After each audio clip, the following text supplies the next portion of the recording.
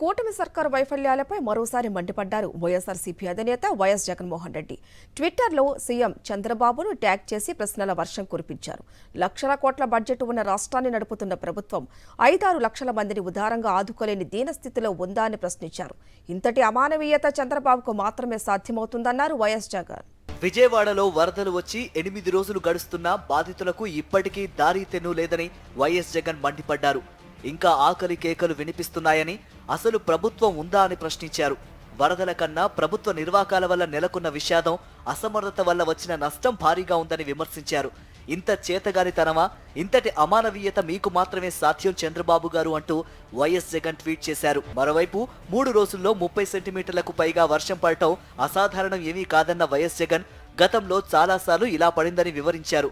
కానీ ఈ మాదిరిగా 50 మందికి పైగా ప్రజలు చనిపోవడం ఎప్పుడూ జరగలేదని అన్నారు. బాధితుల కోసం సహాయక శిబిరాలు ఏర్పాటు చేయకపోవడం, ఏర్పాటు చేశామని చెబుతున్నా అవి ఎక్కడున్నాయో తెలియకపోవడం, బాధితులను లోతట్టు ప్రాంతాల నుంచి సహాయక శిబిరాలకు తరలించకపోవడం అనేది టీడీపీ కూటమి ప్రభుత్వంలో మాత్రమే జరిగిందని ఆరోపించారు. వరదలు వచ్చి 8 రోజులు అవుతున్నా 4-5 రోజులుగా వర్షాలు లేకున్నా ఇంకా ప్రజలు నీటిలోనే సహాయం అందని పరిస్థితుల్లోనే ఉండటం చాలా దారుణమని వైఎస్ జగన్ ట్వీట్ చేశారు. అసలు విజయవాడలో ఎందుకు వరదలు వచ్చాయి? దీనికి కారణం మీరు నిర్లక్ష్యంగా వ్యవహరించడం కాదా చంద్రబాబు గారు అని నిలదీశారు.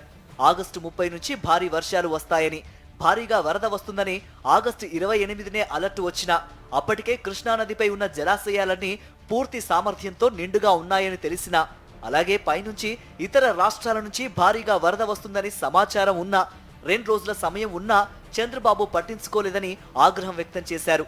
ఇరిగేషన్, రెవెన్యూ, హోమ్ సెక్రటరీలతో రివ్యూ తీసుకుని వారికి బాధ్యతలు అప్పగించి దిశానిర్దేశం చేసి ఉంటే ఇంత ఘోరం జరిగి ఉండేది కాదు కదా అంటూ జగన్ ట్వీట్ చేశారు. మరోవైపు ముందే రివ్యూ చేసి కృష్ణానదిపై ఉన్న శ్రీశైలం, నాగార్జున సాగర్, పులిచెంతల నుంచి నీటిని ముందుగానే విడుదల చేసి తగ్గించుకుంటూ వస్తూ 60 నుంచి 70 టీఎంసీల ఫ్లడ్ కుషన్ ఏర్పాటు చేసి ఉంటే ఈ పరిస్థితి ఉండేది కాదని వైఎస్ జగన్ అభిప్రాయపడ్డారు. పైనుంచి వచ్చిన వరదను తగ్గించకపోవడం వల్ల కృష్ణానదిలో భారీ ప్రవాహానికి పులిచింతల దిగువ వరద కూడా తోడైంది. దీంతో పాటు బుడమేరు విషయంలో మీరు చేసిన నిర్వాకం వల్ల ఇంత విపత్తుకు దారితీసిందంటూ జగన్ ట్వీట్ చేశారు. మరోవైపు సీఎం చంద్రబాబు నాయుడు ప్రచార ఆర్భాటాల వల్ల సహాయక చర్యల్లో పూర్తిగా సమన్వయ లోపం నెలకొందని వైఎస్ జగన్ ఆరోపించారు. మీకు మీ కూటమి మంత్రి నాదెండ్లకు మధ్య జరిగిన సంభాషణపై వైరల్ అయిన వీడియోనే దీనికి సాక్ష్యం. ట్రాక్టర్లు రాకపోవడం ఏంటి, 150 వాహనాలు మాత్రమే ఉండడం ఏంటి, 80,000 కుటుంబాలకు సరుకులు ఇవ్వాలనుకుంటే తొలి రోజు 15,000 మందికి ఇవ్వలేకపోయారని స్వయంగా ముఖ్యమంత్రి స్థానంలో ఉండి మీరే బేలతనం చూపడం ఏంటి? వర్షాలు ఆగి 5 రోజులైన తర్వాత కూడా మీరు ఇలాంటి పాలన చేస్తున్నారు. విపత్తుల సమయంలో అసమాన సేవలందించిన గ్రామ, వార్డు సచివాలయాలు, వాలంటీర్ వ్యవస్థపై కక్ష పెంచుకొని వాటిని నిర్వీర్యం చేయడం వల్ల ఈ పర్యవసానాలను ఎదుర్కోవాల్సి వస్తోందన్నది వాస్తవం కాదా అంటూ వైఎస్ జగన్ ప్రశ్నించారు. అటు బాధితులకు బియ్యం, పప్పు, నూనె తదితర సరుకులు ఇవ్వడం ఆంధ్రప్రదేశ్లో ఇదే తొలిసారి అన్నట్టుగా దాన్నే ఓ పెద్ద ప్యాకేజీగా చూపించి ప్రచారం చేసుకుంటున్న తీరు చూస్తూ ఉంటే ఆశ్చర్యం వేస్తోందన్నారు. వైఎస్ఆర్సీపీ ప్రభుత్వంలో వరద వల్ల బాధితులైన వారికే కాదు, వరద ప్రభావం ఉన్న కుటుంబాలకు కూడా ఈ రేషన్ సరుకులను ఒక్క రోజులో ఎండియు వాహనాల్లో డోర్ డెలివరీ చేశామన్నారు. అంతేకాకుండా వారికి కొంత డబ్బు ఇచ్చి వాళ్ళు ఆనందంతో ఇంటికి వెళ్లేలా చేశామన్నారు.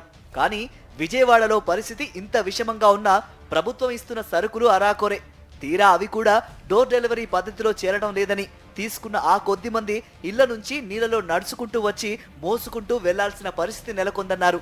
ఇది ఇంకా వారిని బాధ పెట్టడం కాదా అని ప్రశ్నించారు. కుటుంబ సభ్యుల్ని కోల్పోయి ఒకరు, వ్యాపారాలు తుడిచిపెట్టుకుపోయి మరొకరు, ఉపాధిని కోల్పోయి ఇంకొకరు, ఇల్లు ధ్వంసమై మరొకరు, ఇలా విజయవాడ వరద బాధిత ప్రాంతాల్లో ఏ ఒక్కరిని కదిపినా ఇలాంటి దీనగాథలే వినిపిస్తున్నాయన్నారు. ఈ తరుణంలో వారికి ఉదారంగా సహాయం చేయాల్సిన బాధ్యత మీది కాదా చంద్రబాబు గారు?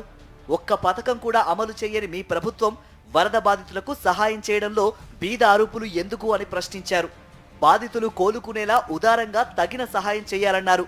మీరు ఆదుకోకపోతే మా పార్టీ తరఫున ఖచ్చితంగా పోరాటాలు చేస్తామన్నారు.